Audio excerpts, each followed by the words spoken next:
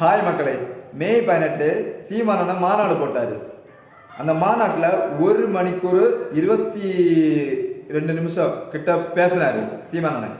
அதில் கிட்டத்தட்ட 1 மணிக்கூர் ஈழத்தில் என்ன நடந்துச்சு, ஈழத்தில் அந்த பிரச்சனைக்கு யார் காரணம், தமிழ்நாட்டில் யாரெல்லாம் காரணம், யாரெல்லாம் எப்படி எப்படி அவர்களை கொன்று குமிச்சுக்கு உதவிச்சினோம், இந்த மாதிரியான எல்லாத்தையும் பேசிட்டு கடைசியில் ஒரு 5 நிமிஷம் தாவைக்காயை விமர்சிச்சவே இல்லை. தாவைக்கா அரசு 6 கேஸ் சிலிண்டர் கொடுக்கலான்னு சொன்னாரு, எப்படி கொடுப்பாய், 10 லட்சம் கோடி கடை இருக்கிறது தெரியாமையா அரசியல் வந்தியா அப்படின்னு சீமானண்ணன் கேட்டாரு. இது தப்பா? கேட்டது கேள்வி, அதுக்கான பதில சொல்லுங்கிற பொட்டையாளா.